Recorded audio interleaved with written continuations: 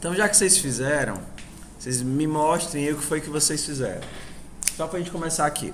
No Qt Creator, na verdade em orientação a objeto, em Java, isso daqui é forçado.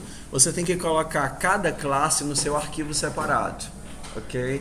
No C++ isso não é obrigado, mas é uma questão de boas práticas. Professor, como é que eu trabalho com vários arquivos? Por exemplo, se eu quiser criar um outro arquivo diferente desse da main, como é que eu faço? Você pode vir aqui, colocar adicionar novo. Aí você pode escolher se é uma classe, no sentido de que você tem o .h e o .c, que é o que eu vou escolher aqui.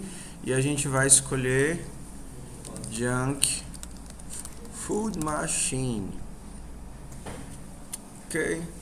Então ele vai criar o .h e o .cpp. Pronto, tá aqui, ó. A gente tem dois arquivos de fonte, né? O junkfoodmachine.cpp e o main.cpp. Tá vendo aqui os dois? E a gente tem um .h. Vocês não viram isso em C, provavelmente, né? Eu acho que eu perguntei uma vez. Essa questão de trabalhar com vários arquivos, né? Compilação separada, vários módulos, etc. Aqui a gente vai começar a usar isso daqui.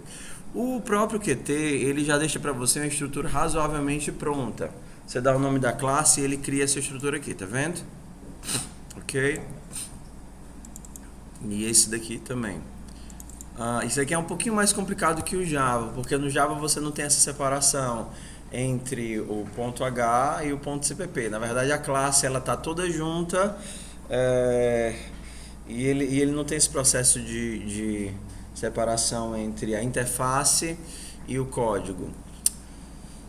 Então, só para começar, para simplificar para a gente, eu vou remover esse cara e a gente vai trabalhar só com .h. Então, nossa classe vai todinha no .h, que senão é muita informação, ok? Depois a gente trabalha com os dois arquivos melhor.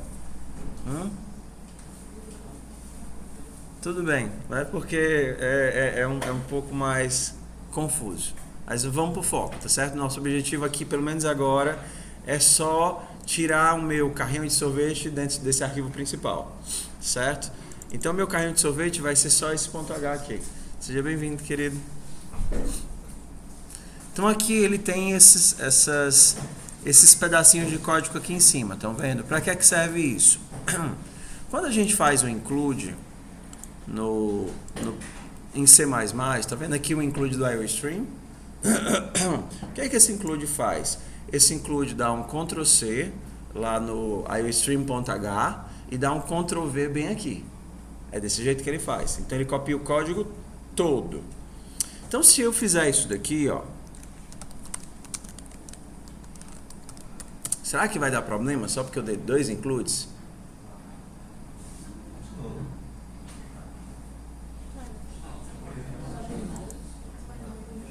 Não, só quero uma mordida. Tá. Não deu problema. A professora, o senhor disse que toda vez que você faz o include, você copia e cola? Copia e cola. Vamos tentar aqui com outra classe. Vamos tentar aqui com o nosso, include. Como a classe é local, tá dentro do meu path local, a gente usa isso daqui, ó. Como é o nome? Junk Food Machine. Ok? Então, nas classes do sistema a gente usa as patinhas, nas classes locais a gente usa aspas duplas. Ok? Tudo bem. Se eu fizer duas vezes, tem problema? Não. Mas se eu apagar isso daqui,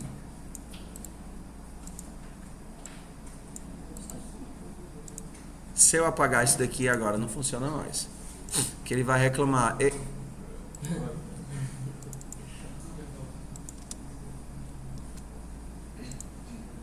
Ele vai reclamar. Ei, você está criando a classe Junk Food Machine duas vezes.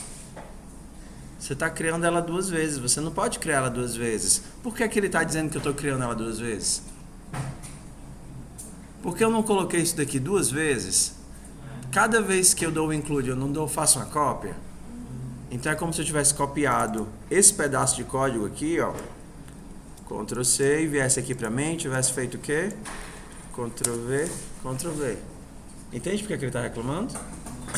Para evitar esse problema com os includes, nós utilizamos o que nós chamamos de códigos de guarda, que são esses carinhas aqui. Lembra que eu disse que esses hashtags eles são para o compilador? Ou não? Eles são para quem? Pré-processador. O que é que o pré-processador faz? Ele começa a analisar. Primeira vez que eu faço include, aí ele chega lá e vê. Essa tag, essa variável já foi criada? Primeira vez que eu rodo esse código, essa variável já foi criada? Não. Se não foi criada, o que é que ele faz? Ele cria e termina o end if. Da segunda vez que esse código é chamado, essa variável já foi criada? Já. Como ele já foi criada, ele não insere nada do que tem daqui para cá.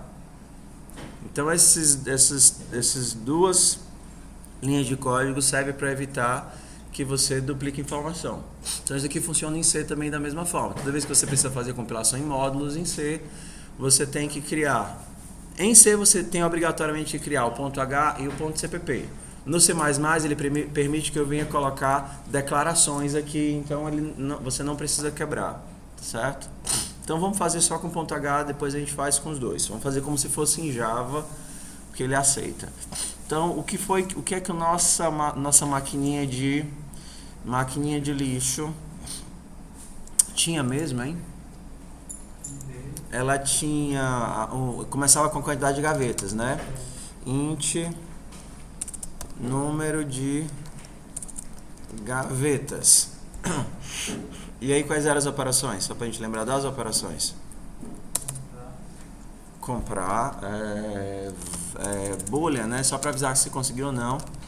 Comprar e passava um ID que era a gaveta que eu estava pedindo o produto e só, né?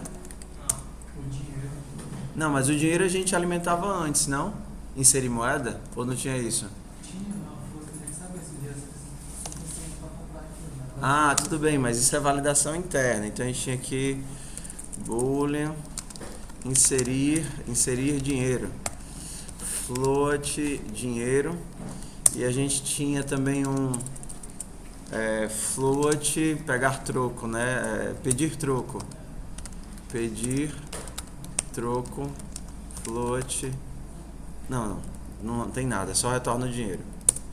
O que mais? A gente tinha e a gente tinha também alterar, né? Que era o administrador que ia lá e alterava os produtos da máquina. Não era assim? Boolean alterar quantidade e alterar valor. Tô lembrando agora. Alterar quantidade, passava o identificador e passava a nova quantidade. E a gente também tinha o alterar valor, onde eu passava o identificador e passava o novo valor. Para guardar essas informações, quantidade e valor, a gente definiu que ia usar o quê? Foi a struct ou foram os dois vetores? A gente tinha combinado dois vetores, né? Depois a gente fazia com struct. Então aqui a gente precisa de um vetor para guardar a quantidade e um vetor para guardar o valor. Então a gente tem aqui um vector de float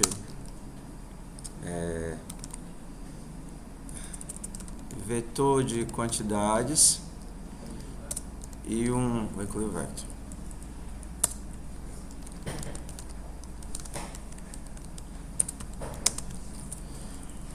E um vector de int vet de values.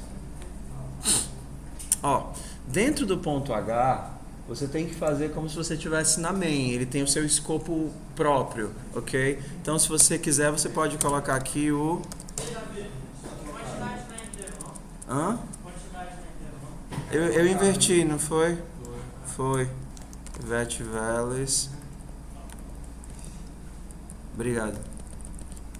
Vet QTD. Então aqui você tem que fazer os próprios includes. Se você for fazer cout, você tem que dar o quê? IOStream. Se você... Mas como eu não pretendo fazer cout, eu não vou usar não. Se você quiser, você pode fazer aqui o using namespace std também. Basicamente a gente vai usar o vector e o... Ok, a gente tem os valores e a gente tem a quantidade. Se eu tenho a quantidade de gavetas, como é que eu inicio meu... Ah, a gente também precisa guardar o dinheiro, né? Float, dinheiro em caixa, dinheiro, caixa, saldo. Vou chamar de saldo isso daqui. Saldo. Esses três aqui são private. Vocês estavam fazendo da mesma forma que eu? A gente está no mesmo rumo? Ok. Talvez aqui a gente tenha a primeira diferença, né? Como foi que vocês resolveram a questão das gavetas? De adicionar tantas gavetas?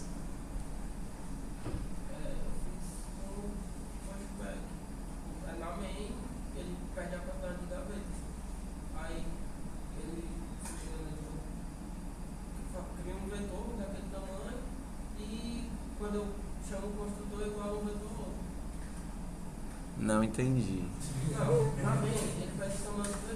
Certo, você diz assim, eu quero criar uma máquina com 10 gavetas. Aí no construtor tu faz o quê? No construtor, não, eu crio um vetor na main e depois eu só passo esse vetor como parâmetro. Ah, e tu não passa o número de gavetas como parâmetro? Não, eu passo aqui pro vetor, já pronto. Eu peço na main e passo para o vetor. Tudo bem, mas tudo bem. Ok, entendi. Mas vamos lá.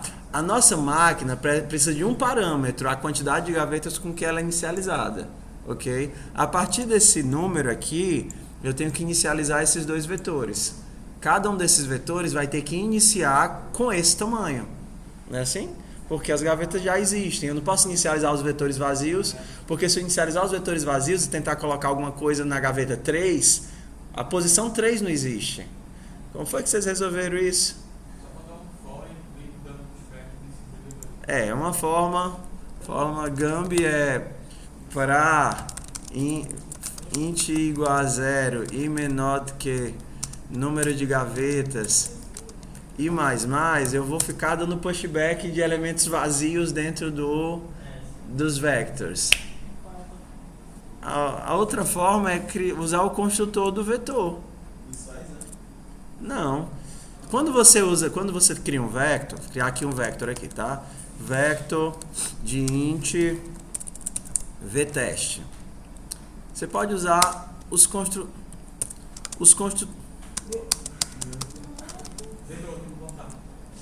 Não, eu já importei. Mas existem vários construtores para o vetor. O primeiro deles é o construtor vazio, que inicializa um vetor vazio. Mas, por exemplo, você pode inicializar um vetor com... O que é que vocês acham que isso significa? Tem 5 posições. Qual é o valor de cada posição? O valor default do elemento que eu estou usando. Qual é o valor default desse elemento? 0. Então isso aqui inicializa um vetor com 5 posições iguais a 0. O que é que vocês acham que é isso daqui?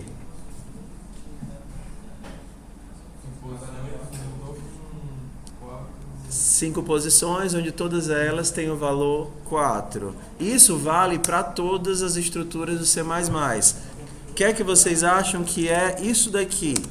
String auxiliar recebe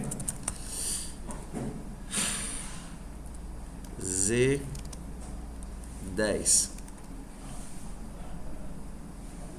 Mesma lógica que a gente usou no vector, bora lá.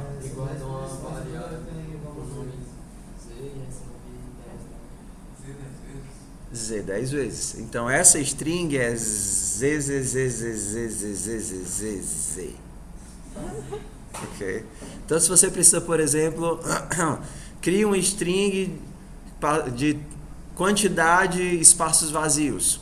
Quantidade espaços vazios. Então eu tenho aqui 10 espaços vazios. AUX tem 10 espaços vazios. Então existem vários. Se a gente for olhar nos construtores, né? C++, vector, constructor. A gente vai ver que tem vários construtores Por exemplo, você pode inicializar um vector a partir de outro vector. Você pode inicializar, ó, seria o field constructor, né? Você pode inicializar o vector a partir de um range, assim, uma porção de outro vetor, de outro collection. Eu queria inicializar esse vector da posição 5 até a posição 15 e etc, né? Então aqui são os vários parâmetros. Por exemplo, posso inicializar ele com 4 elementos 100, posso inicializar ele do começo do segundo ao final do segundo, posso inicializar ele com o elemento e terceiro todo. Só que aí a gente chega num problema, que eu tentei evitar chegar aqui, mas como a gente está precisando, eu acho que agora dá para explicar, tá certo? Que é uma coisa meio estranha de entender, mas vamos lá. Será que eu posso fazer isso daqui? Bastante atenção, ó. Vet values, número de gavetas. Será que isso daqui é o construtor que eu estou usando, correto? Tudo bem? Aqui eu estou tentando construir vet values a partir de número de gavetas. Eu posso fazer isso? Nessa linha 15, eu posso fazer isso? Posso não.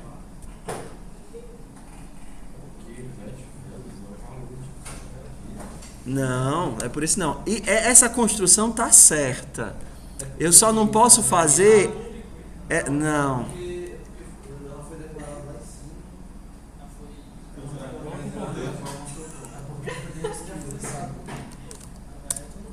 Onde é que vocês iam aprender isso?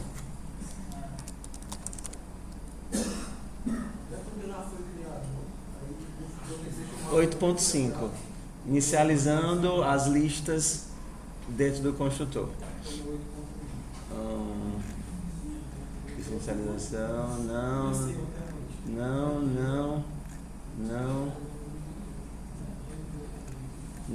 Ó, a construção que a gente utilizou ontem, não foi? Não era aqui.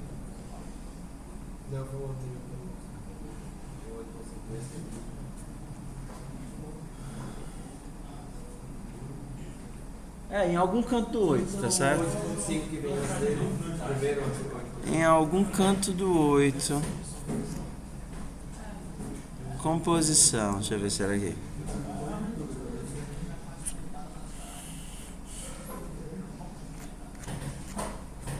Composição. Não, vamos lá. Vamos entender aqui qual é o problema. O grande problema é que no C++ a gente tem inicialização estática e inicialização dinâmica.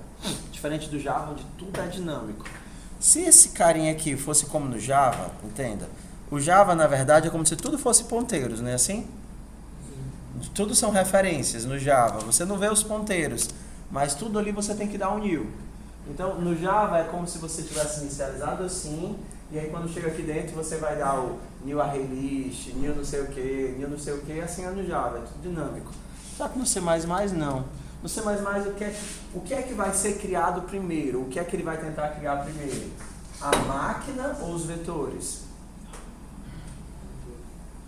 Os vetores. Isso aqui é construção estática. Então os vetores são construídos, ou ele tenta construir os vetores antes de criar a máquina. Ou seja, quando eu entro no construtor, os vetores já foram construídos.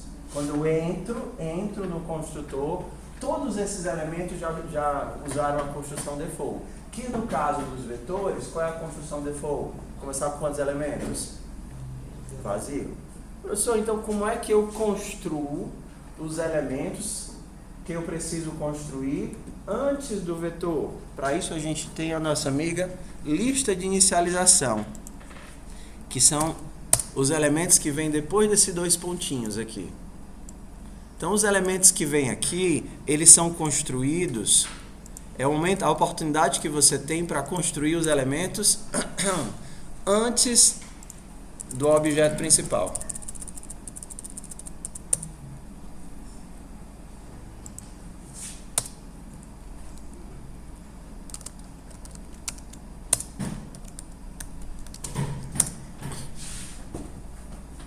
É estranho, eu sei. Não é estranho pra você, não? Pra mim é. Quando eu vi a primeira vez, eu achei, que gambiarra é essa, mano? Vamos lá. Então vamos recapitular. É estranho, mas não é tão complicado, não. Professor, por que você não mostrou isso antes? Porque se com exemplo é difícil de fazer entender, vamos imaginar sem exemplo. Vamos lá. Quando eu chamo o construtor, quando o construtor é chamado, ele tenta construir a máquina, ok? Depois que ele entra no construtor, todos os meus atributos já foram construídos utilizando o valor default. Isso quer dizer que eu perco a oportunidade de chamar eu mesmo o construtor que eu tenho interesse deles. Então aqui dentro desse escopo, quando eu entro nesse escopo, os construtores dos atributos já foram chamados. Como é que eu faço para modificar essa chamada dos construtores? Para isso a gente pode utilizar a lista de inicialização, que é tudo que tiver entre esses dois pontos, que vem depois do construtor, e o primeiro parêntese. Então é como se fosse assim uma inicialização, e é uma lista, ou seja, uma série de chamadas de construção. Então, aqui na lista de inicialização, você tem a oportunidade de chamar os construtores, você mesmo, de acordo, por exemplo, com os parâmetros que você recebeu. Você não recebeu o parâmetro no número de gavetas? Então, você mesmo, ao invés de deixar ser chamado o construtor default de VetValues, vai chamar o construtor de VetValues. E aí ele faz o quê? Você passa o número de gavetas e ele vai criar um vetor com essa quantidade de gavetas. Da mesma forma, você chama para o vetQTD e aí você cria um vetor com isso. O que acontece com os parâmetros que eu não chamar aqui? Eles vão ser criados do jeito default. Eles vão ser criados do jeito default. Por exemplo, o saldo. O saldo. Mas mesmo que eu não chamasse aqui, não teria problema eu fazer isso daqui no saldo, né? Construir ele aqui dentro. Saldo recebe 500. Porque aqui é uma atribuição. Por que eu não fiz isso daqui aqui dentro? Porque esse aqui é um processo de construção e não um processo de atribuição. Professor, mas o senhor podia chegar lá e fazer número gavetas pushback. Posso, não está errado. Na verdade, poderia fazer outras coisas, como por exemplo, inserir na massa a quantidade de gavetas, mas quem está tentando mostrar que é o processo de construção. Vão ter alguns elementos, por exemplo, faz de conta que você tem uma classe, sei lá, aqui que não tem construtor default, e você precisa dela bem aqui, onde é que você vai ter que construí-la se ela não tem construtor default? Aqui na lista de inicialização. E aqui na lista de inicialização você pode inicializar as coisas. Foi? Então tem alguns desdobramentos aí, mas isso vocês vão ter que estudar e ler. Então o que é que isso daqui fez? Inicializou, posso inicializar o saldo também, já que eu estou aqui, né? O saldo eu vou inicializar com 00. Ok? A sintaxe é essa mesmo? Feia? É essa mesmo. Ok, inserir dinheiro é facinho, né? O que é que faz inserir dinheiro? Saldo mais igual a dinheiro. Value, né? Eu normalmente uso value, estou usando din.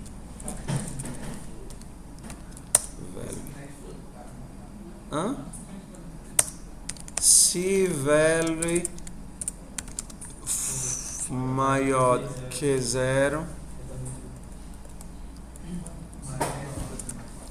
se value for menor ou igual a 0, return false.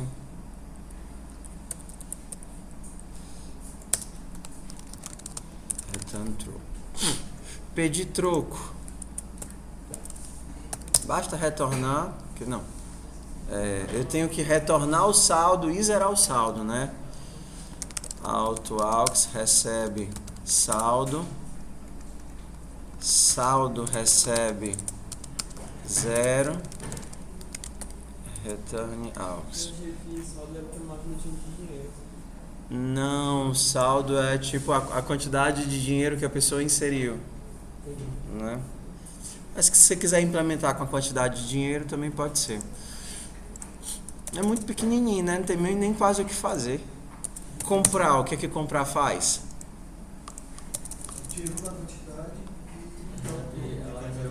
Primeiro a gente tem que fazer as validações, que são o quê? Se é suficiente, se tem produto Primeiro, se existe. Como é que eu vejo se existe? Não, se existe essa posição, porque a gaveta não tem a quantidade de posição. É só pegar o número de gavetas e comparar com a ID. Como é que eu pego o número de gavetas? Ponto size. Ponto size tem o número de gavetas. Se o ponto size for o quê? Maior. Pode ser igual? Não, porque é índice, né? Maior do que a ID. Então, eu não gosto de fazer assim não. Sou um cara muito. Se a ID for menor ou igual a. Não, só menor. Se a ID for menor do que. Maior ou igual. Retorno falso. É porque eu não gosto de ficar escrevendo dentro de if, né? Ficar escrevendo dentro de if eu não gosto não.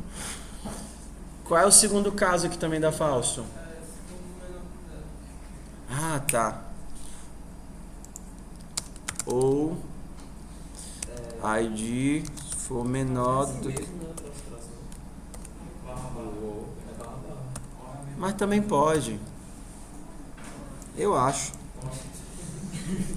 São tantas linguagens em minha vida que eu não sei mais nem o que eu estou escrevendo às vezes. Mas pode, eu já fiz assim. Pode, mano. Tem alguma coisa errada aqui. Ah, tá. Pronto. No C++ tem o AND e o OR. Ele não tá fazendo o highlight aqui, mas tem. Ou. Não, é OR mesmo. Ok. Agora eu tenho que testar o que? Se tem quantidade na gaveta, né? E se o dinheiro é suficiente? Então, qual é o segundo teste? Se o que? Se vetor de quantidades, índice, ID, for maior do que 0, né? E vetor de...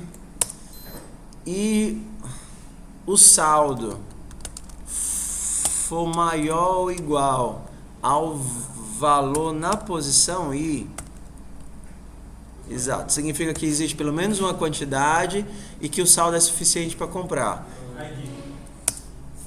ID. Se isso acontecer, então tenho que diminuir a quantidade e diminuir o saldo. Diminuir a quantidade de 1 e diminuir o saldo. Vet QTD ID menos 1 e saldo menos igual a vet values e ID. Só? O que está faltando no boleto para ver se existe ou não existe a gaveta? Mas é a primeira condição. A gaveta existe se está dentro dos índices do vetor. Se o ID é maior do que... Não, isso aqui é fora dos limites, né? A gaveta não existe se for maior ou igual a vetor ou for menor do que 0. Então, se o ID for menor do que 0, a gaveta não existe. Se for maior ou igual ao tamanho do vetor, a gaveta também não existe. Se existe pelo menos um produto e o saldo for suficiente, então ele compra. O QTD size tem que ser menos 1, não, porque ele pode criar gaveta índice com uma gaveta a mais. Quando eu fiz o meu, eu coloquei assim, aí quando eu colocava uma gaveta da posição que é respectiva a índice, aí ficou como se a gaveta... É porque tu começava no 1. Né? A nossa primeira gaveta aqui começa no 0. Então o cara, por exemplo, se tem 10 gavetas, ele só vai ver os índices de 0 a 9. Então não tem gaveta 0. Alterar a quantidade é moleza. O que é que a gente faz aqui? Vet QTD ID recebe QTD, alterar valor, vet values ID recebe value. O de vocês ficou parecido? que foi que mudou?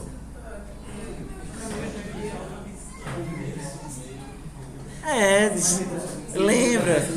Tipo primos distantes, né? O tiranossauro e a tartaruga, né?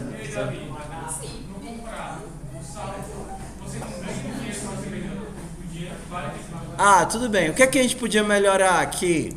A gente podia guardar... É porque a gente chamou de saldo o dinheiro que o cliente coloca, né? A gente chamou de saldo o dinheiro que a gente coloca. Se eu quisesse registrar o quanto de dinheiro que a máquina vendeu e o histórico de produtos, para a gente dar uma melhorada. Quero registrar quanto dinheiro a máquina vendeu e o histórico de produtos. O que é que a gente faz aqui?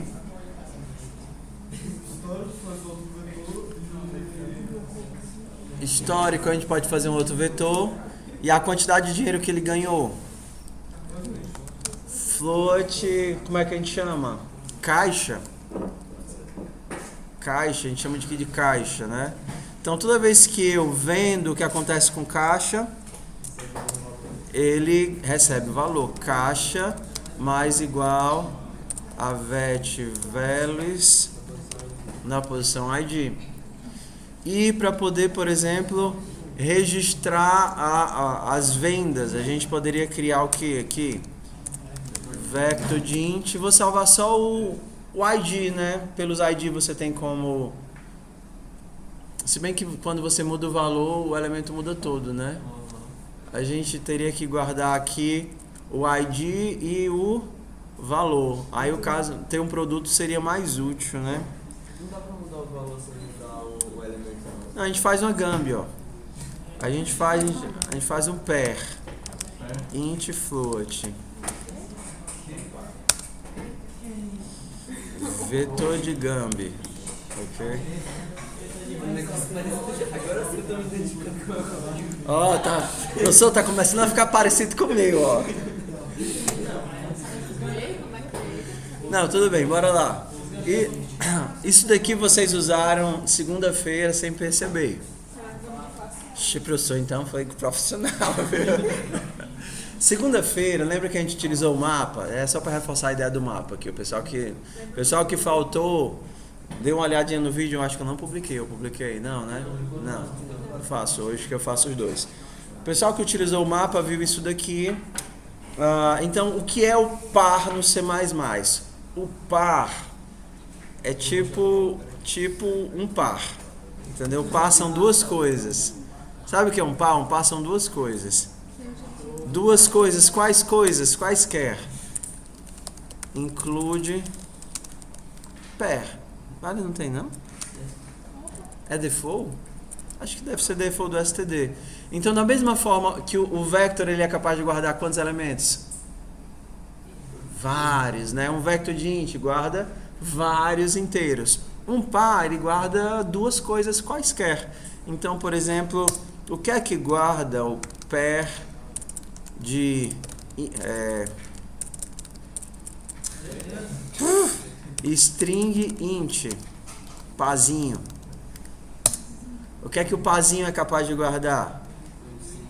Uma string int. É como se fosse um amendoim que tem duas casinhas, entendeu? Só que você pode ter coisas diferentes nas duas casinhas. Às vezes eu comprei um amendoim, aquele amendoim mesmo de elefante. Uma vez que veio com chocolate, não, que um deles veio vazio, eu me senti enganado. Não, aí você pode guardar qualquer coisa. É como se fosse duas variáveis casadas numa só. Por exemplo, como é que eu acesso o primeiro? Primeiro você acessa pazinho.first. Isso daqui recebe que tipo de variável? String. Então o nome do pazinho é Luana. Estou romântico. Quem é Luana? A cachorra da minha vizinha. Bora lá. Não tem trocadilho. Não tem trocadilho.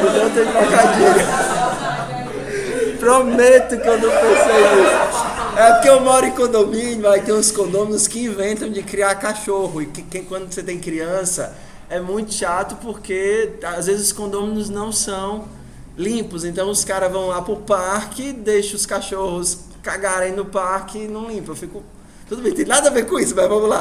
Só vou mostrar que não tem trocadilho. É só porque quem tem cachorro em condomínio tem que ser uma pessoa organizada. Assídua não, aciada. Né? Aciada. Tudo bem. Eu corto, eu edito isso. Mas, pip, aí. Bora lá. Pazinho.second. É o que? Inteiro 40. Pazinho é o nome da variável. Pazinho é um par pequeno. Parzinho.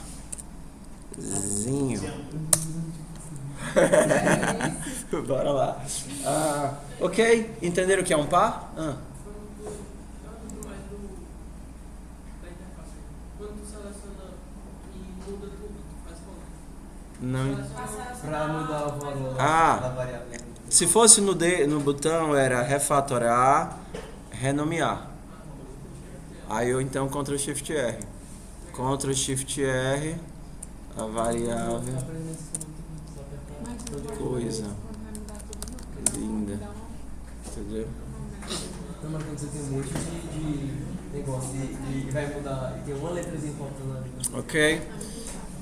Entenderam o que é um par? Então a gente poderia voltar aqui e ao invés de fazer só o inteiro, a gente agora pode guardar o inteiro e o float no meu vetor de Gambit. Diz. Mas eu não entendi ainda. Não entendeu o quê? Negativo, você vai subir para o saldo, não entendi. Não, peraí. O que é o saldo? O saldo é a quantidade de dinheiro que o usuário inseriu na máquina. E o caixa é a quantidade de dinheiro que a máquina ganhou vendendo. Melhorou agora? Lucrou. Ganhou vendendo parece coisa de... sei lá. Lucrou. Ok? Tudo bem? Eu acho que como tu tinha usado saldo de outra forma, aí ficou confuso, né? Então o saldo é o saldo do usuário na máquina. Então, poderia estar fora da custo da máquina. O saldo... Porque o saldo é... Poderia ter vários usuários que inserem dinheiro. Não é o dinheiro total, é o dinheiro que o usuário Não, mas por exemplo, imagina aí. O primeiro usuário vai lá na máquina e bota uma cédula de R$1. Quem Ai, fez mais? Não existe, né? Já comecei mentindo. Bora lá.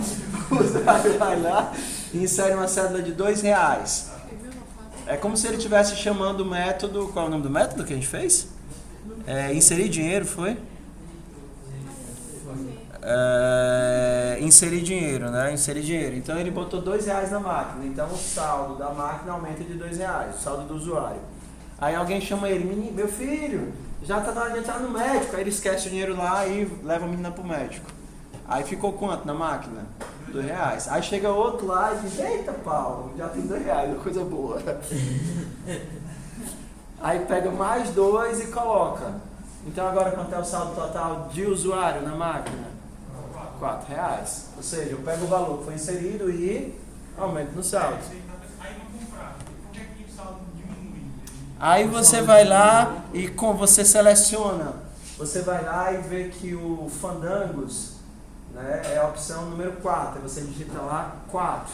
Que é a mesma coisa de mandar comprar o 4. Aí ele vai verificar. 4 é o índice válido? Yes. A quantidade... Tem pelo menos um Fandango lá? Tem. O saldo é suficiente para comprar o Fandangos? O Fandangos é R$3. Aí o que é que eu faço? Eu diminuo na quantidade de Fandangos. E se eu tinha R$4 e o Fandango é 3, eu diminuo R$3 no saldo do usuário. Agora o usuário só tem quanto na máquina? R$1. Vai sobrar lá para ele, se ele quiser comprar outra coisa, R$1. Na verdade, as máquinas, eu acho que eles automaticamente já devolvem o dinheiro todo, né? Você não precisa ficar pedindo para... Mas Sim, só que aí só vai ter um usuário. Tu tem uma máquina física. Não, assim, é uma máquina física.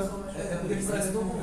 Ah, É o de dinheiro total que a máquina É porque tu tá tem. confundindo como se tivesse que guardar um saldo para cada usuário. Não. É como se fosse Ah, tudo valor. bem, mas a gente tá tipo assim, fazendo a abstração de uma máquina física, e não de uma máquina pela internet, uma coisa assim, tá certo? Não, tiver outras máquinas, cada sistema é individual, eles não são conectados. Eu não tô conseguindo. É porque ele está precisando de várias máquinas conectadas nesse sistema. Isso não é um programa, não é uma rede. Isso aí é uma máquina física. O mesmo usuário, aí eu tenho meu saldo, eu tenho uns 4 reais na carteira, tem 4. Aí eu insiro o dinheiro e ele entra nessa máquina e ela retorna e ela subtrai o meu dinheiro.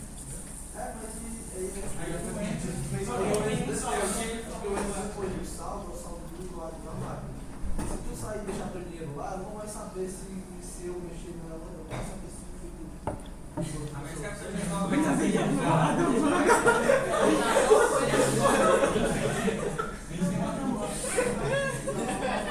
Mas a gente quer sair digital pra saber se é seu, né? Como é que eu Isso é a parte específica do programa. quero nem saber qual foi o resultado. O importante é que qualquer coisa, depois a gente senta e eu tento explicar, porque é o tipo de dúvida que é difícil de fazer aqui. Porque a gente não consegue se entender. Eu tenho uma noção de que eu talvez ache que eu estou entendendo o que tu está dizendo. Entendeu? Mas depois a gente faz. É mais uma questão de percepção da abstração.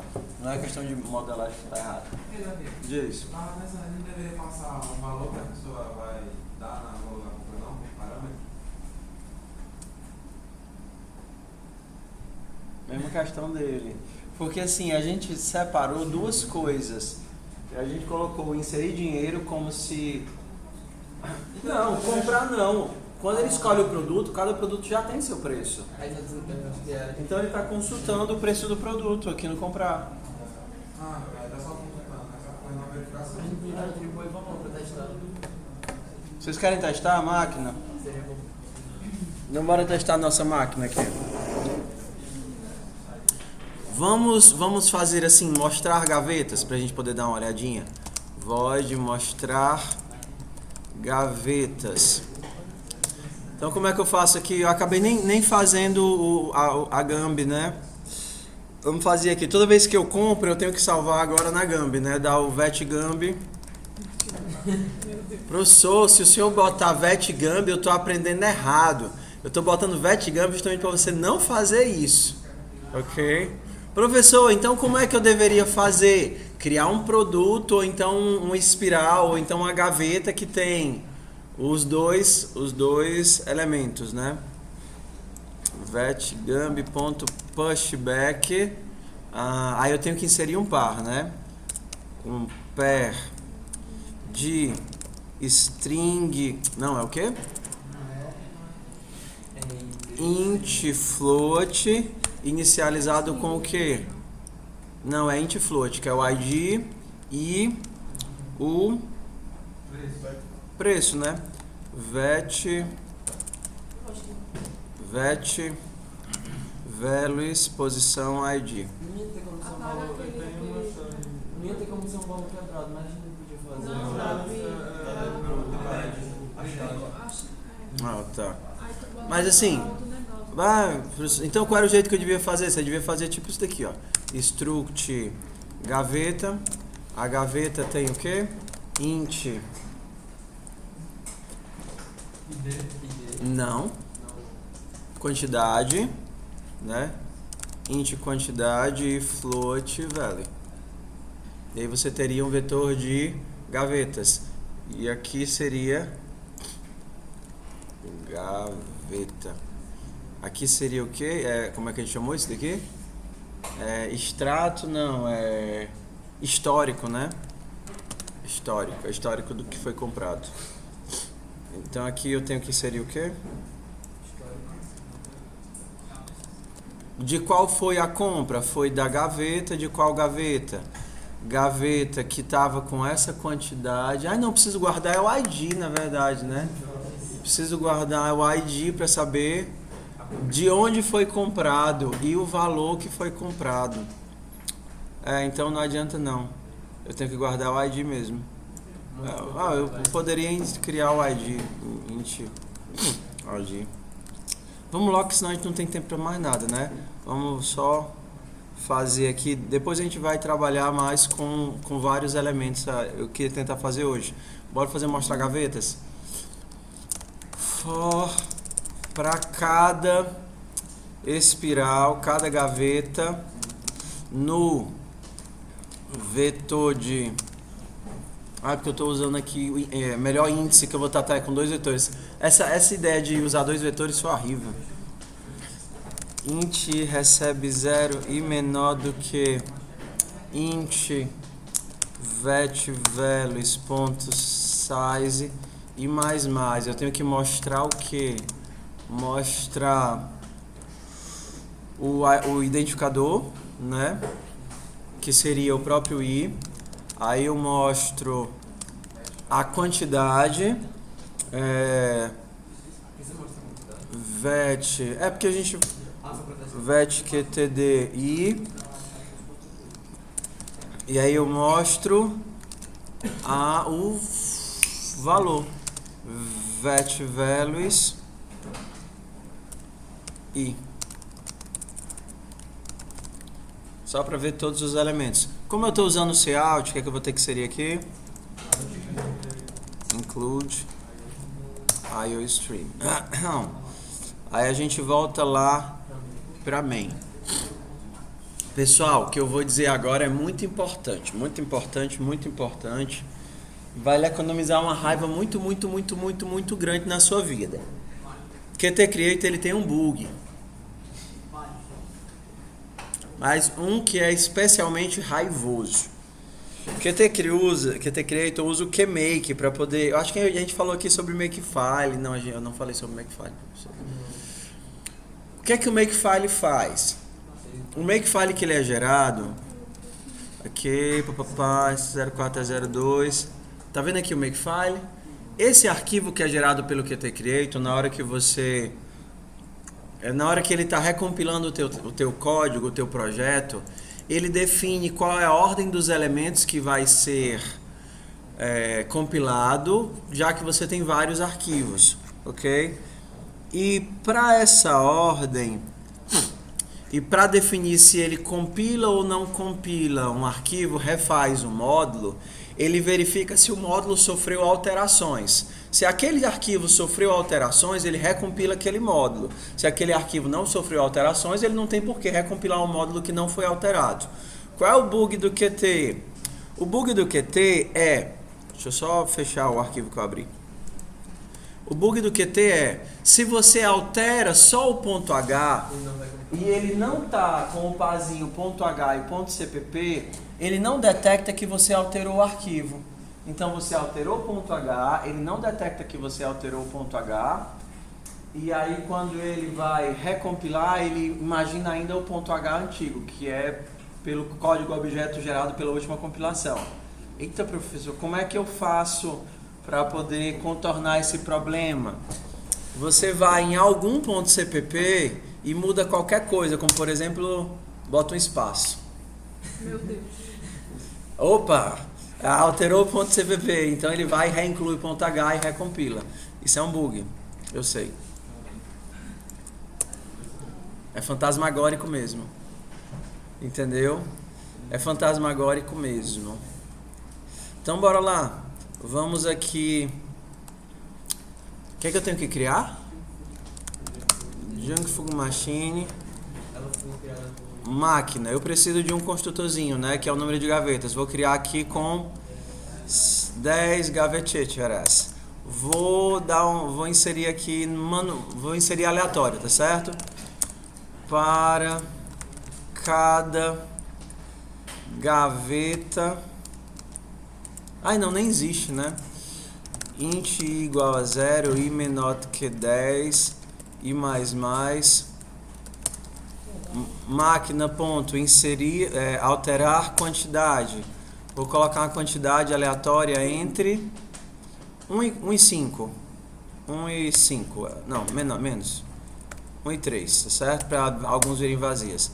Máquina ponto alterar valor colocar um valor aleatório entre... Daqui é inteiro, né? E do jeito que vai, ele vai ficar só. Tudo bem. S-range. Vocês usaram números aleatórios em FUP, né? Não, acho que é maiúsculo, não. Eu sei. Eu acho que esse não é maiúsculo. CSTDlib. Include. Time é maiúsculo. Se vocês não usaram números aleatórios, resumão, 2 bibliotecas, essa daqui para incluir o RAND e o SRAND, essa daqui para poder chamar o time e inicializar o SRAND, de forma muito resumida. Chame o SRAND na main, então chama logo ele no começo, não precisa ser no começo, mas essa linha de código garante que toda vez que você chamar o RAND em execuções distintas no teu código, ele vai gerar números diferentes, tá certo?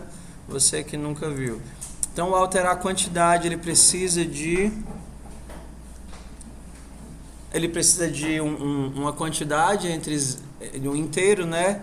E o alterar valor precisa de um valor. Eu estou inserindo inteiro, ele aceita float, mas tudo bem. Pronto, então aqui eu já posso mostrar a máquina, né? Máquina ponto mostrar gavetas. Let it go. Bora lá. É porque eu tirei, não foi? Gaveta não foi declarado. Comparação entre inteiro e... Professor, são só warnings. Deixa os bichinhos. Que não haja warnings no seu código, tá? Aqui eu tenho que retornar aqui. Deu certo, né? Era só para fazer as validações da pessoa não inserir negativo e tal. Então eu vou validar isso não, senão vai-se embora a aula. É porque eu poderia inserir um ID válido ou um valor negativo. É só as validações. Alterar a quantidade. Aí eu tenho que passar a gaveta que eu estou alterando, gaveta I. E alterar valor também na gaveta I. Então aqui minhas gavetas. Gaveta 0 eu tenho 2 unidades de valor 3. Pronto, então vou só colocar aqui 2 unidades de valor 3. Aqui é o que? Quantidade de unidades, né? Unidades. E esse outro é valor.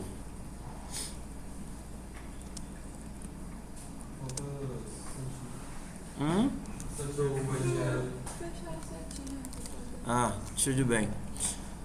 Professor, não estou sabendo fazer interação com o usuário. Vamos aqui, na main.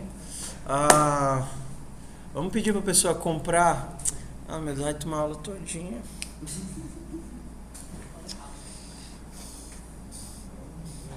Bora lá. String input while enquanto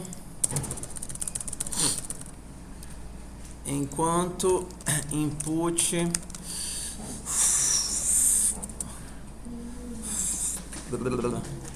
faça para sempre.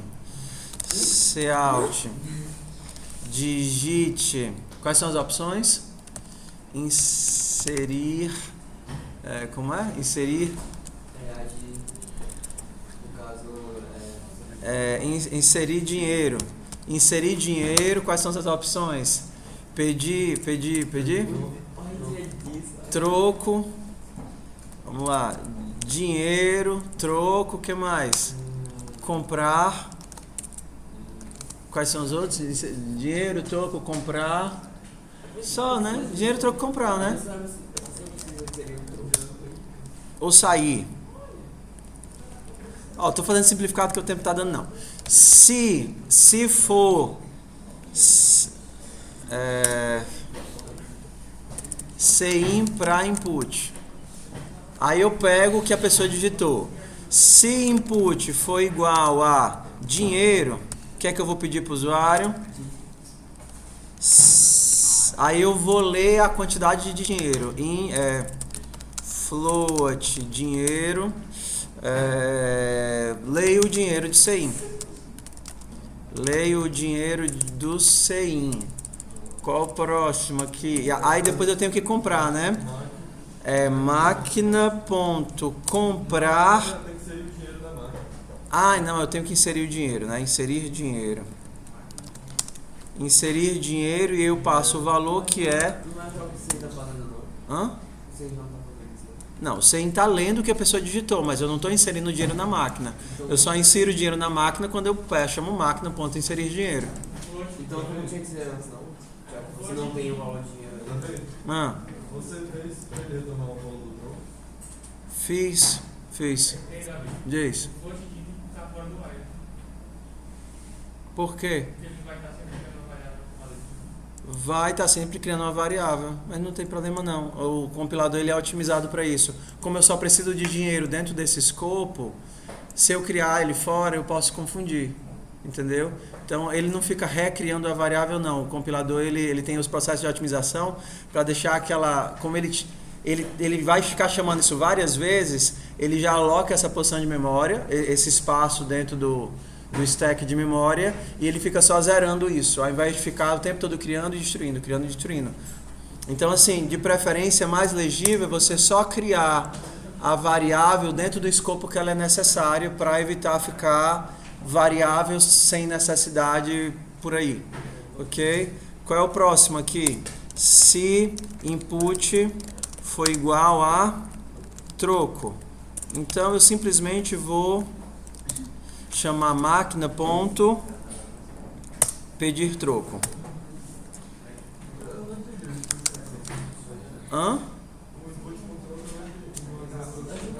Peraí. O que é que a gente vai fazer acontecer aqui? Na hora que ele entrar no laço, ele vai mostrar, bem aqui ele vai mostrar as gavetas, na hora que ele entrar no laço, tá certo? E aí o usuário vai digitar de forma muito simplificada aqui o que ele quer.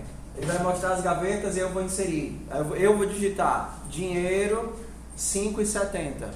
Então ele vai perceber que eu digitei dinheiro, vai entrar nesse pedaço de código, vai pegar os meus 5,70 e vai inserir os 5,70 na máquina. Aí ele volta, mostra tudo de novo. Então seria interessante no mostrar gavetas, não só mostrar as gavetas, né? Mostrar tudo. Mostrar o que a gente chama aqui? Mostrar máquina, né? Mostrar status. Status. Ctrl R. Aí eu vou mostrar aqui o valor. Cout é saldo, não foi que a gente chamou? Saldo do usuário. Saldo do usuário é... Qual é a variável? Saldo. Saldo do usuário em saldo.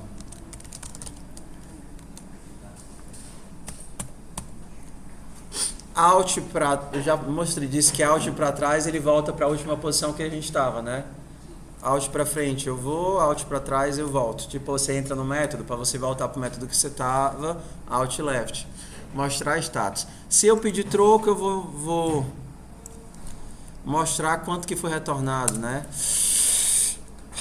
Auto troco recebe, máquina.pedir troco. O troco foi troco. Qual é o próximo?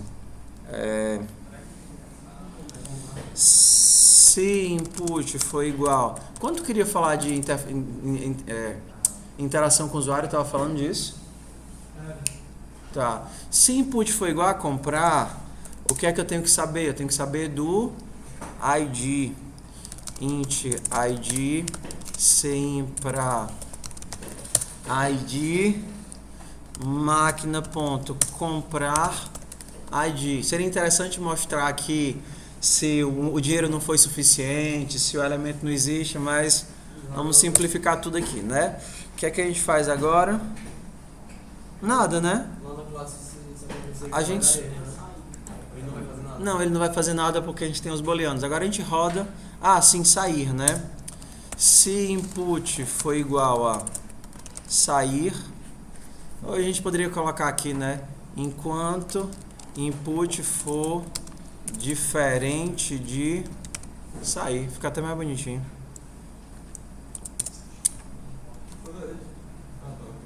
Let it go. Vamos usar a nossa maquininha aqui. Digite dinheiro, troco, comprar ou sair. Vamos lá comprar alguma coisa. Primeiro eu vou tentar comprar uma coisa que não existe, só para dar errado. Comprar. E aí o ID, eu vou passar o ID 4. Tem uma unidade, não é isso? Uma unidade. Ele deixou eu comprar? Não, eu não consegui comprar, não foi? Então vou inserir o dinheiro, que essa máquina é esperta, ela quer meu dinheiro. Vou inserir R$8, vou inserir R$10. Dinheiro, R$10.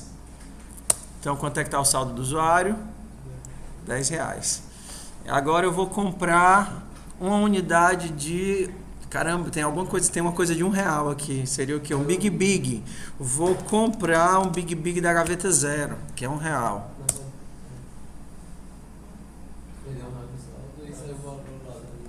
Tinha 2 unidades, 0? Pronto, então tá funcionando. Eu vou comprar outro Big Big. Comprar que um Big Big não dá pra nada, mano. Comprar outro Big Big. Comprei outro Big Big. Aí eu quero outro Big Big. Ah, não consigo mais comprar Big Big. Vou comprar aqui um clube social, que é a gaveta 4, R$8. É porque aquele pacotão com 6, mano. Entendeu? É. No mercantil, mas essas máquinas são exploração só. Pronto, já gastou todo o saldo do usuário, o usuário não tem mais nenhum dinheiro. Vamos pedir o troco, né? Vamos inserir. Eu inseri a cédula de 50. Aí me arrependi, porque se eu trocar R$50, ele vai se embora no instante, né? Então vamos pedir aqui o troco. O troco foi 50, o saldo foi para 0, nossa maquininha funciona.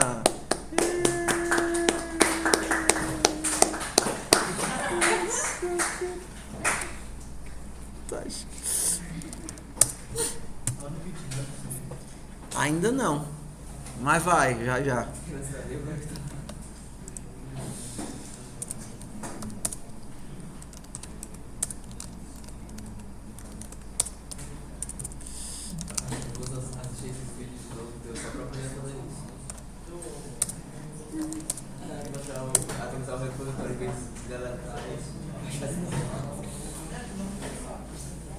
Pronto, agora tá no GitHub. Bora lá. Só que a gente tem atividade pra semana que vem já. Vou deixar vocês nem uma semana sem atividade, senão isso aí não faz. Vocês precisam de uma pressão. Aí, toda semana a gente vai fazer assim, é prova condicionada. Tá certo? Mas bora. O que a gente tem que evoluir, meu povo? A gente tem que, porque até agora a gente só está trabalhando com a classe. Estou começando bem devagar para vocês se acostumarem com as coisas da linguagem. Certo? Tanto que a gente vai terminar agora já o primeiro mês, né? Já estamos juntos há 4 semanas. Ok. Então, assim... eu acho que eu não preparo... Vamos fazer aqui github.com/qxcode PO.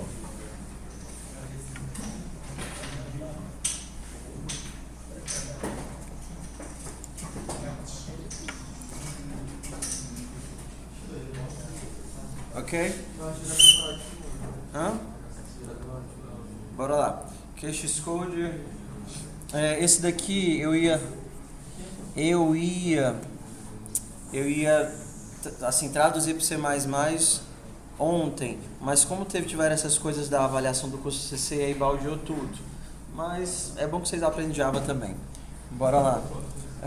Java é tão fácil que... Não, mas assim, qual é a ideia? A ideia é a gente trabalhar com elementos de mais de uma classe, entendendo o conceito de responsabilidade, tá? 15 minutinhos eu consigo fazer aqui numa boa, porque explicar a teoria é fácil, a teoria é muito pequenininha. A prática é que às vezes demora um tempinho para cair a ideia. né? Então, qual é a ideia dessa atividade? A ideia dessa atividade é a gente fazer uma agenda telefônica. Então, a gente tem várias pessoas, vários contatos, e os contatos têm vários telefones. Vocês já fizeram um contato? Pronto, então basicamente vocês já têm o contato. O que é que vocês vão fazer? Vocês vão colocar o contato dentro da agenda, ok? Então a gente tem o contato dentro da agenda. Então a agenda, ela guarda um vetor de contatos e o contato guarda os números. Então é essa divisão de responsabilidade. Se, por exemplo, você precisar validar telefone, você vai validar telefone na agenda ou no contato? No contato. Essa é a ideia da divisão de responsabilidades. Qual é a responsabilidade do contato? Qual é a responsabilidade da agenda? Adicionar o telefone ao contato. É na agenda ou no contato? No contato. Então, tudo que está relacionado ao contato, você tira, você faz dentro do contato. E o que está relacionado à agenda, como por exemplo, inserir contato, remover contato, listar contatos, procurar contatos por match, como é que é? Como é que a gente fala match em português? É por padrão, não é que você digita só um pedaço do texto e ele encontra. Compatibilidade, né? Por busca por compatibilidade. Por exemplo, você digita DAV, vem Davi, vem Davi, vem. Entenderam já, né? Ok. Então vamos dar uma olhadinha aqui no contato. O que é que o contato tem? Acho que só aquilo que a gente... Não, aqui o contato só tem telefone, né?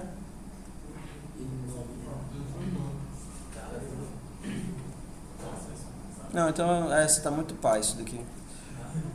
O que é que o cadastro faz? Cadastro só inicia a agenda, adiciona um contato,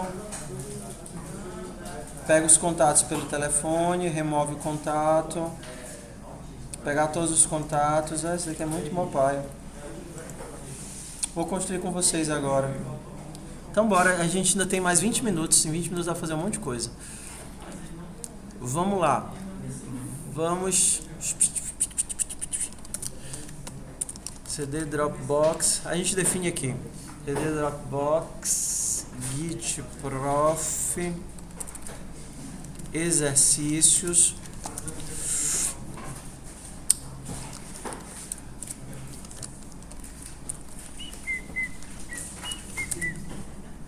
E-mail, monitoramento, Twitter, no WhatsApp.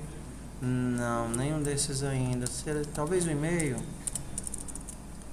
Não, e-mail é muito complicado. E-mail fica para outra semana. Hã? Nem sonho. Level 2. Bora, a gente modela aqui agora. Atom. Agenda, né? Agenda. Agenda.markdown. Bora lá.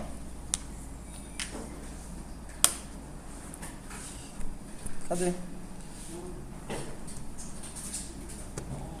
Ok. Então bora lá.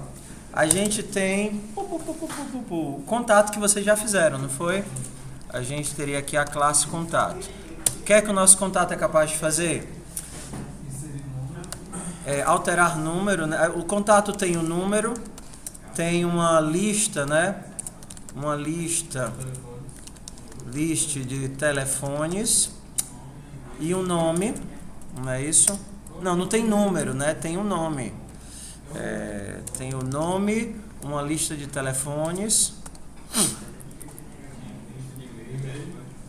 um e-mail, né? E-mail, acho que só. E uma lista de telefones. Não, porque é tudo redundante, né? Endereço, casa, é a mesma coisa do e-mail. A gente não vai só encher linguiça, não.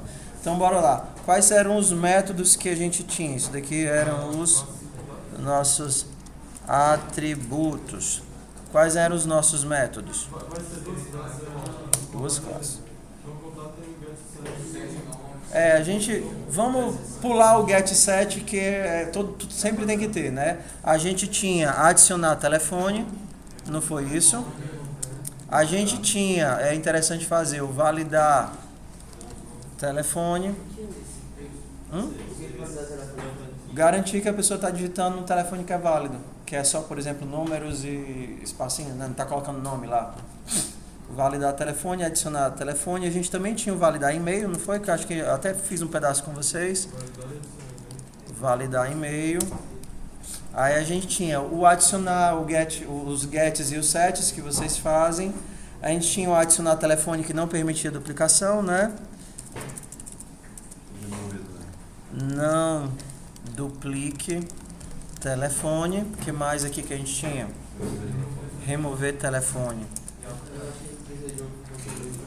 RM telefone. O que mais que a gente tinha? Buscar. A gente tinha buscar por telefone? Eu acho que sim, não. Não, acho que não.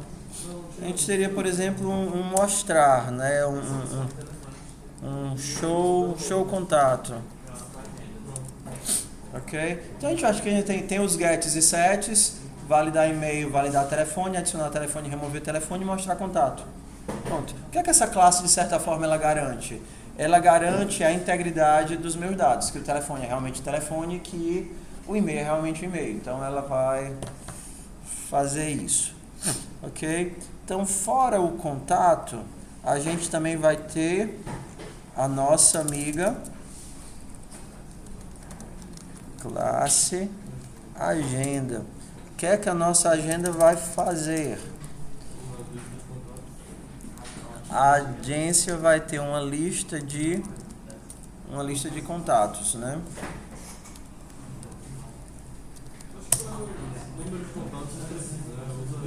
Não é, você vai adicionando. A agenda você tem uma lista de contatos.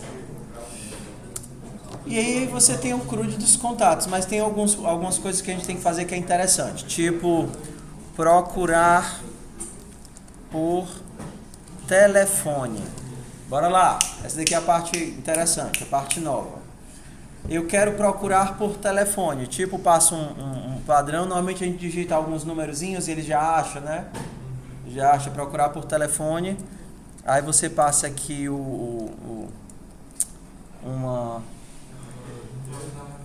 só que eu não quero dar só o telefone todo. Eu quero dar, por exemplo, parte do telefone e ele acha todo mundo que tem esse telefone.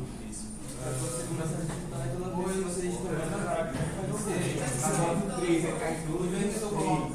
Em vez de colocar o número do telefone inteiro, bota uma string, aí bota só Pronto. o começo da string e ele já pega o final. List de string telefone. Coloca logo os tipos aqui. String e-mail.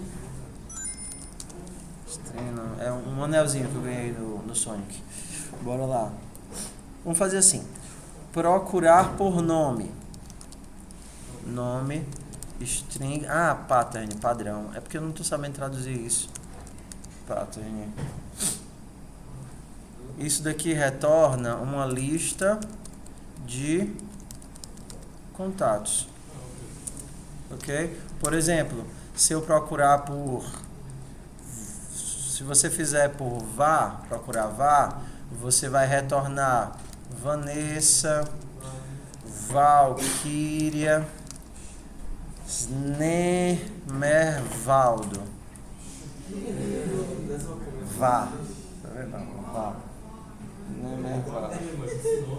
Nemervaldo não existe. Vamos lá, alguma coisa aqui.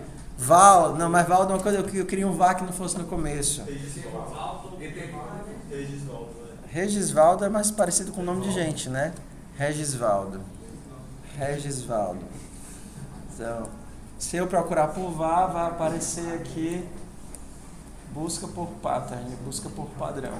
Ok? E o que é que ele retorna?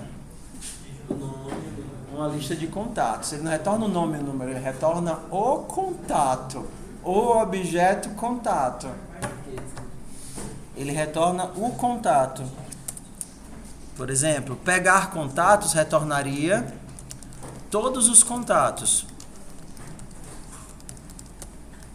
Mas quando eu faço uma busca, eu não quero todos os contatos, eu quero apenas os contatos que batem com a busca. Ok? Então, já para dar uma ideia, o que é que eu faria aqui? Eu faria para cada contato na minha lista de contatos. Então, vamos para ver como ver no começo. Hã? Vamos ver aqui por esse caso. Se o contato ponto get nome, aí aqui é a questão do compatível, né? Como é que eu sei que tem essa substring? Ah, isso aqui é uma substring. Procurar por substring. O nome era padrão, mas tudo bem. Como é que eu sei que dentro do contato tem essa substring aqui? Poderia usar o find, né? Se contato.getNome, se eu encontrar dentro do nome, da string que é o nome,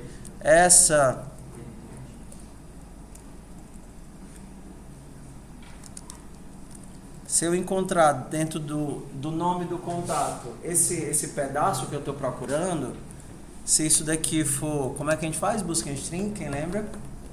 O que é que ele retorna quando ele não consegue? String.npos.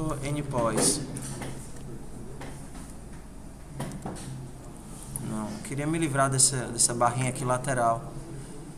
Menu bar? Não. Como é que eu me livro desse negócio aqui? Desse breguesse aqui. Não, tudo bem, deu.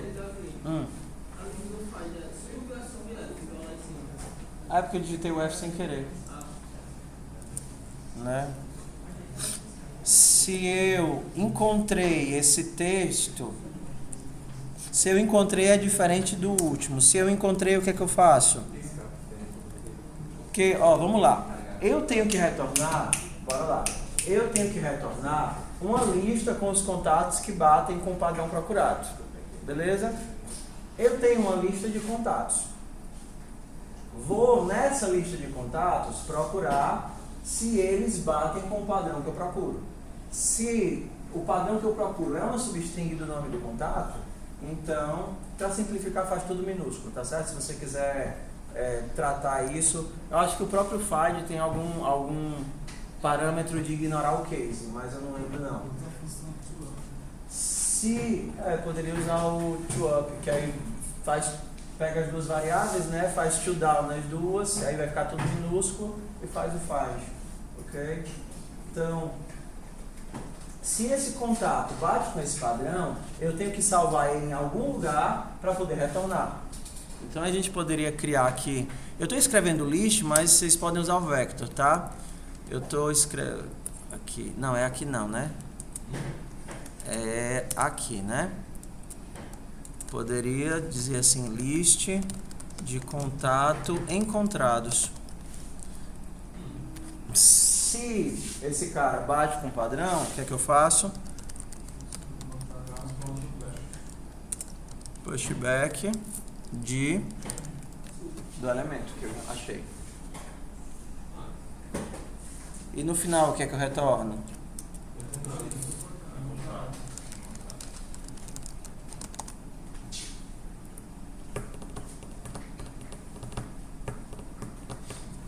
Professor, para não fazer o find, esse find aqui, e não fazer a gamma de ficar testando maiúscula e minúscula, será que o canto de fazer o de ficar testando isso é realmente na classe da agenda? Ou será que o contato deveria ter um padrão, um método do tipo... só tô conseguindo pensar nessa palavra, né?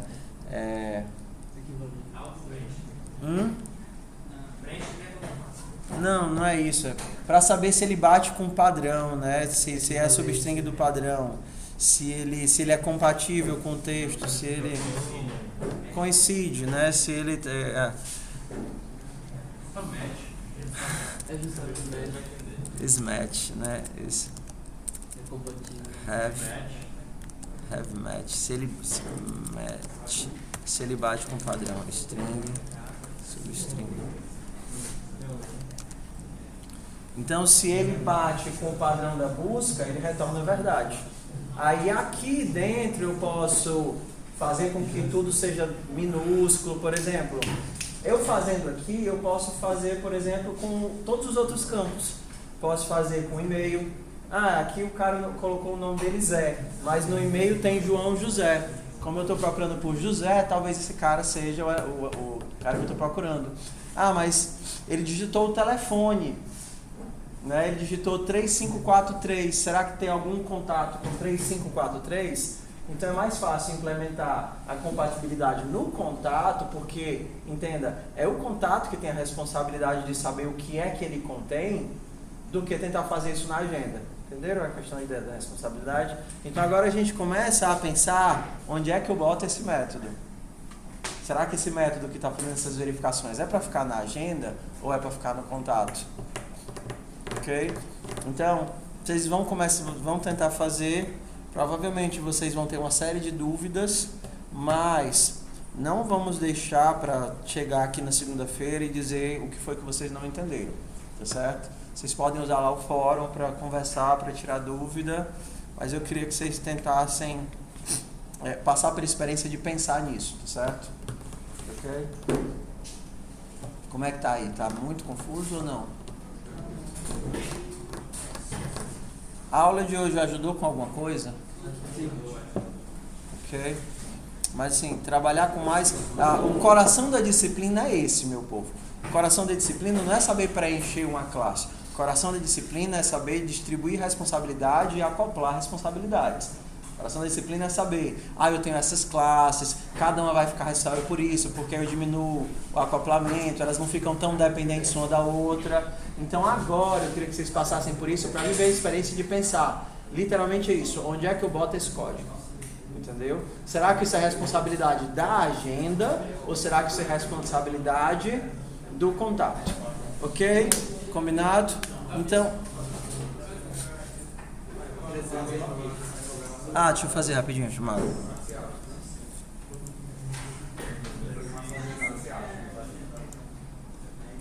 E aí vocês podem fazer um códigozinho de utilização, que nem o que a gente fez hoje. A gente fez um códigozinho básico para usar a máquina, não foi? Pronto, aí vocês podem fazer um menuzinho tipo inserir contato, listar contato, alterar não sei o que. Não, eu não falei em Java, esquece o que eu falei de Java, entendeu? É porque eu pensei que aquele trabalho estava pronto, aí vocês iam só ler os métodos lá, mas naquele trabalho o contato só pode ter um telefone. Então como a gente já fez um contato com mais de um telefone, a gente vai fazer assim, ok? Então aqui...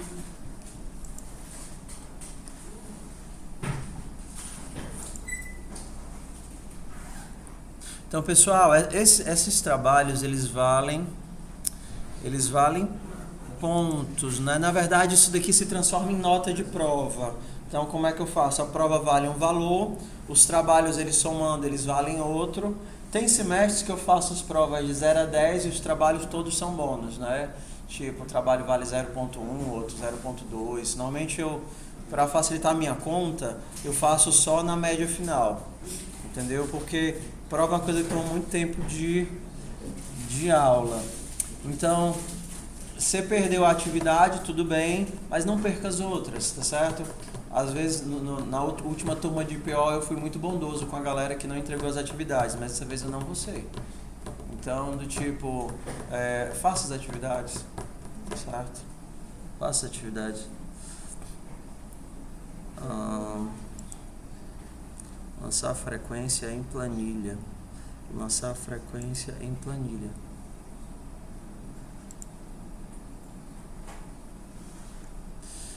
Pronto, aqui é só dia 3 e dia 5, né? Pronto. Antônio, o Anderson não veio hoje, ele veio ontem.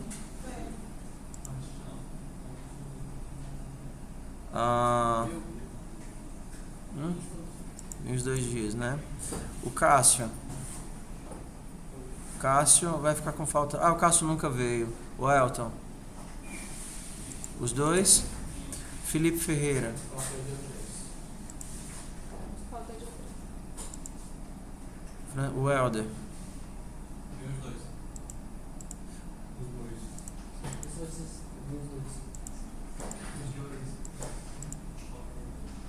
Faltou qual? Ontem, né? Oh, meu Deus, óbvio. Faltei hoje, professor. Tô aqui não. Gilberto. Gilberto não tá aqui, né? Então vai ficar assim. Israel. O show faltou. Quem? O Gabriel, o show faltou. Disse sim. Não foi hoje, não. Ah, tá. É porque alguém respondeu por ele. Não, tem ele. Tá. Então, Ítalo. Jéssica. Jones. Tá aqui. Não veio ontem. Um monte de gente faltou ontem. José Matheus. Foi por causa do reconhecimento de CC ou é porque vocês estavam gaseando mesmo? José Maurício. José Maurício nada. José Maurício nunca veio. Kevin. Leonardo. Paciência. Mas assim, o reconhecimento só começou 11 horas, né? Então na teoria era para o pessoal estar aqui pelo menos até... Tudo bem. Leonardo. Marcos Suel. Matheus Lima. Matheus Silva. Nops. Maurício Cavalcante. Paulo Cardoso. Pedro Alves. Robert. Roberto. Sávia. E Wesley. Wesley faltou hoje.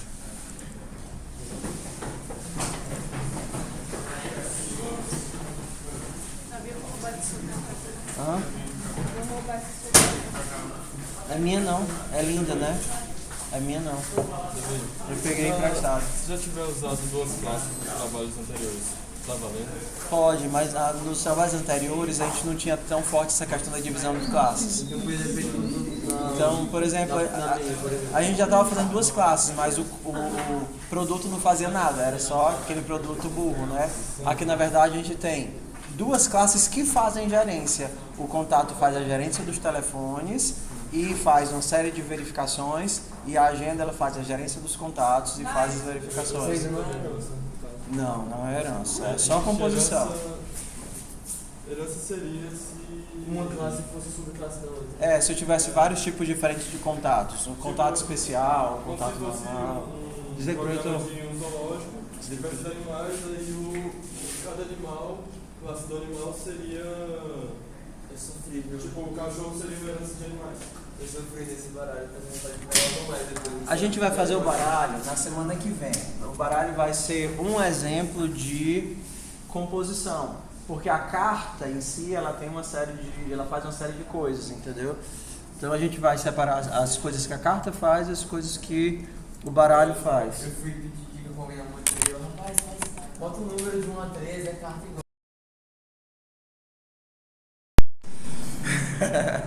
São os professores que resistem a qualquer tipo de mudança. É meio que, eu já dou isso daqui há um tempão e eu vou continuar fazendo do meu jeito porque funciona. Então, bora aqui. O que é que foi pensado do Moodle? A gente criou essa... No Moodle tem várias formas de você interagir. Acho que a gente está conectando. A gente poderia, por exemplo, criar um curso e copiar essas atividades. Como é que funciona uma atividade dessas? Vou mostrar para vocês como é que funciona do zero, tá certo? Uma atividade dessas é uma descrição e um caso de testes. Vou criar a atividade do zero, tá certo? É uma descrição e um caso de teste. Adicionar uma atividade. Deixa eu botar até para gravar isso daqui, porque... Bora nós. Oi. Áudio.